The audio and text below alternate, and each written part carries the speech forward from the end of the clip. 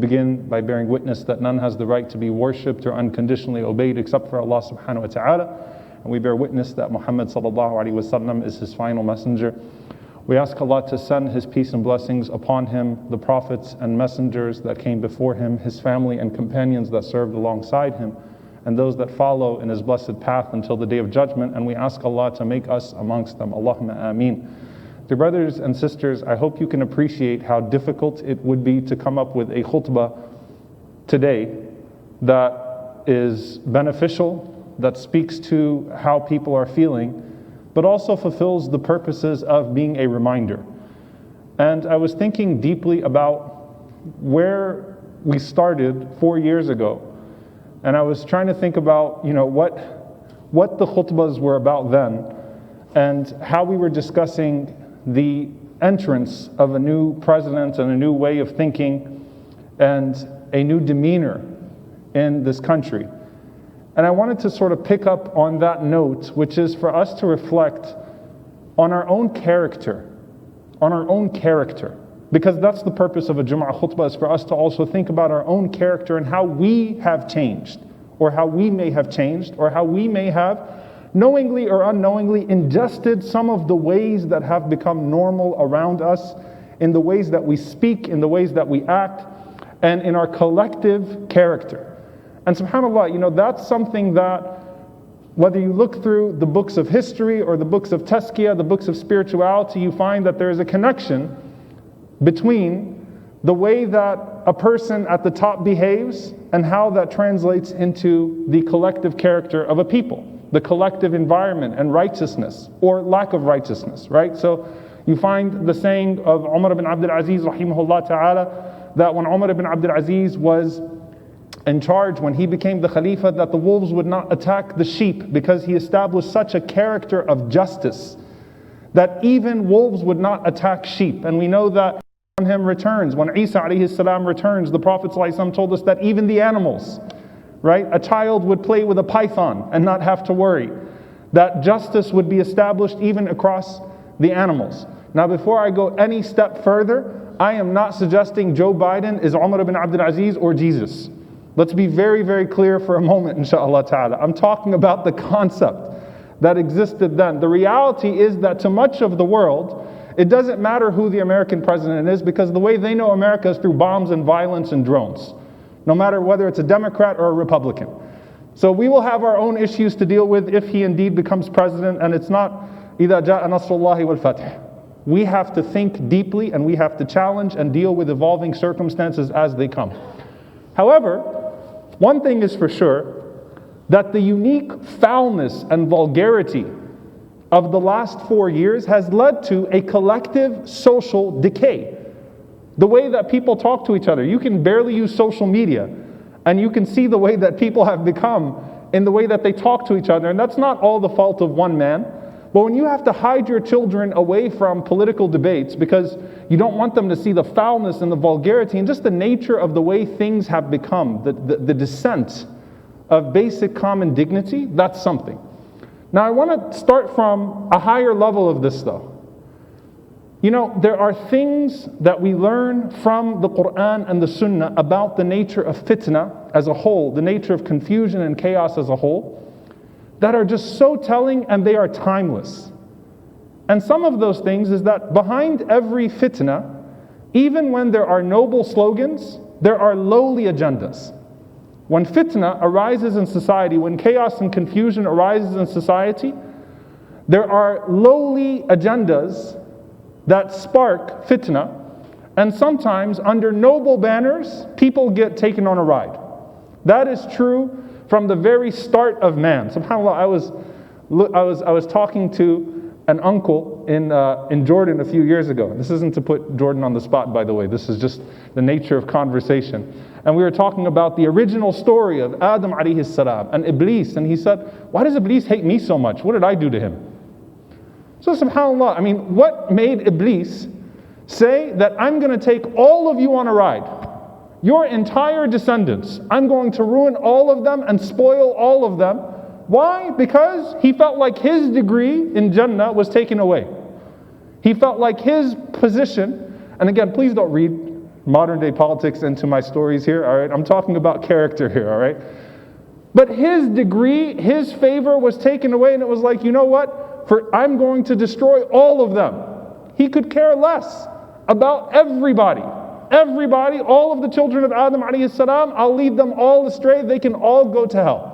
That's the way he's going to approach us. I'm going to lead them all to hellfire with me. That is what you'd call narcissism at an added level. We call narcissism nafs. Ego gone violent. And subhanAllah, throughout history, you find wars that have been waged. Wars. People killing each other in the millions, the thousands, the hundreds of thousands, the millions, over what? Over egos.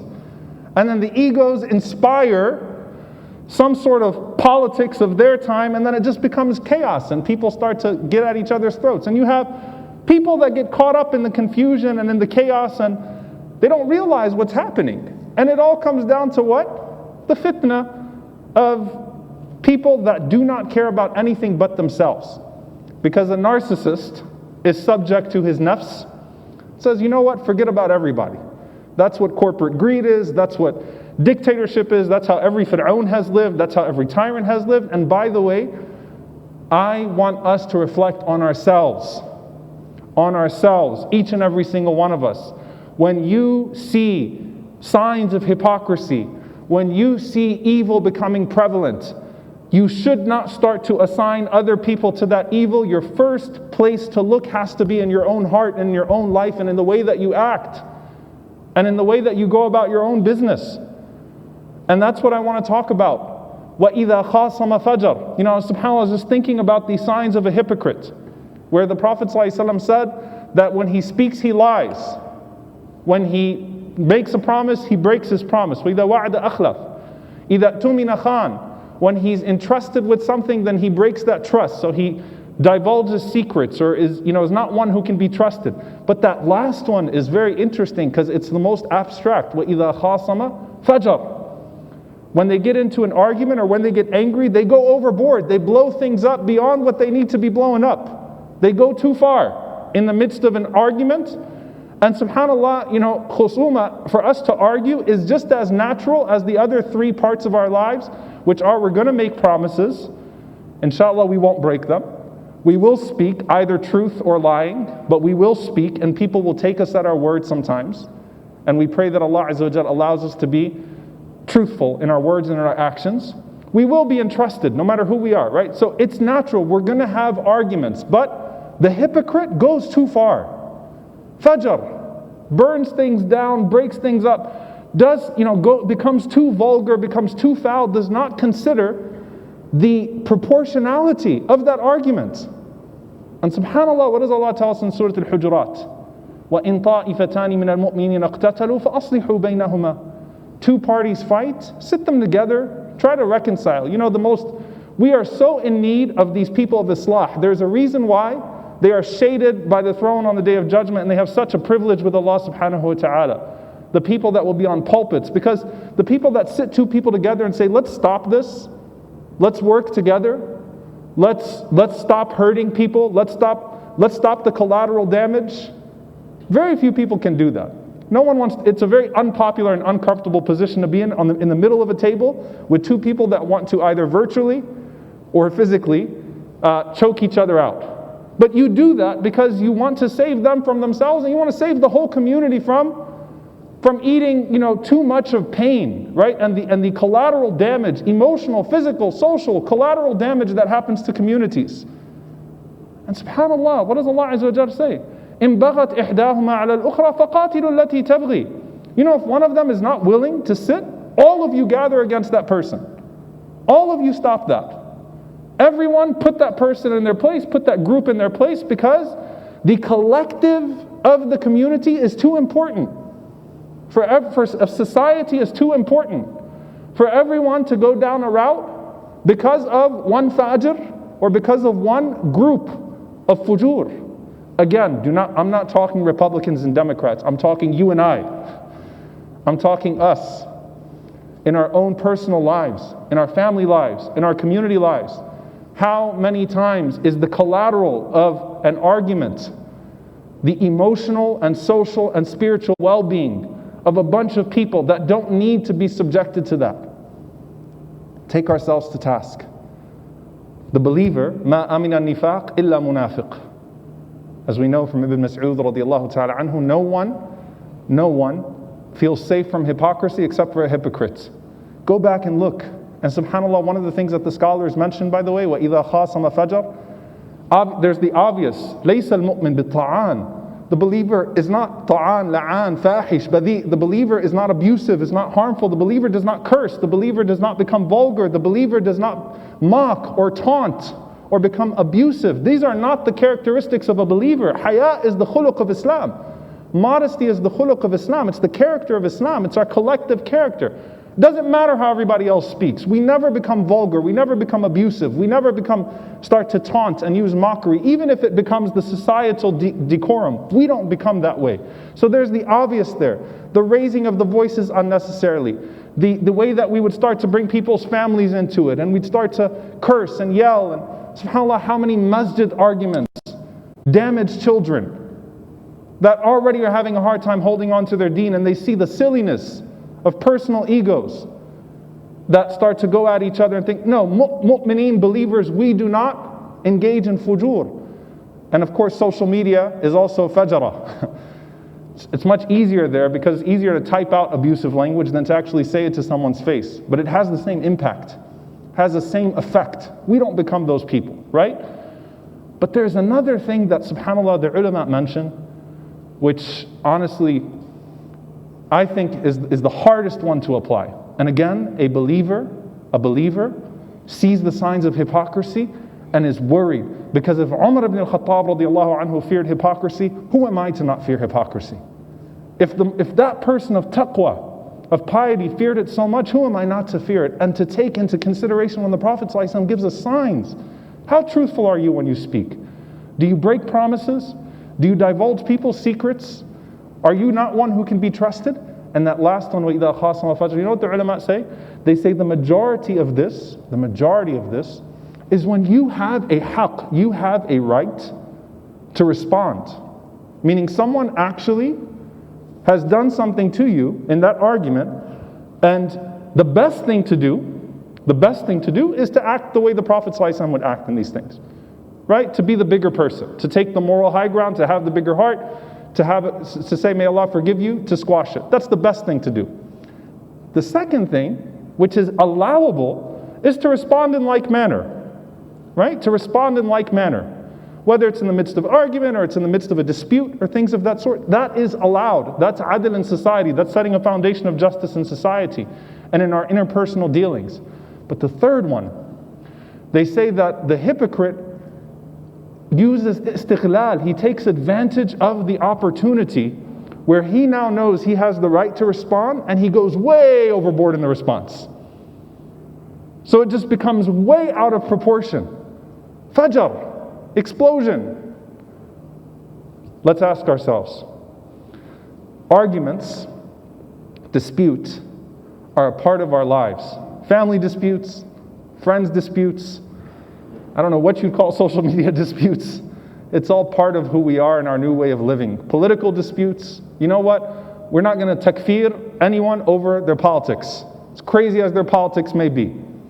All right? All of these disputes, WhatsApp groups, things of that sort. It's a part of our lives to argue and to get into disputes, and obviously we should try to minimize it as much as possible. وَإِذَا خَاصَمَ فَجْرَ, but am I someone that always just escalates it way too much and goes way too far and becomes foul and vulgar? That's not how a believer is. It's not the way our Prophet ﷺ taught us to be.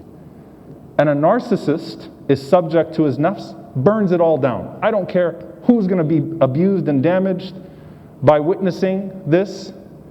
The Prophet ﷺ taught us what? The complete opposite. You know what? I'll let my nafs take a little bit of a hit for the sake of Allah subhanahu wa ta'ala. Let my ego get a little bruised, and I'll move on. Swallow it. Let my nafs take a hit, because nafs is a barrier between me and Allah subhanahu wa ta'ala. No one else should suffer. No one else should witness this. Whatever. Because we all need to work on our nufus, ourselves. And so yes, We have collective moral decay and collective character decay that we need to work on. We ask Allah subhanahu wa ta'ala to allow that to start in our own selves, in our own homes, in our own chambers, in our own communities, in our own societies.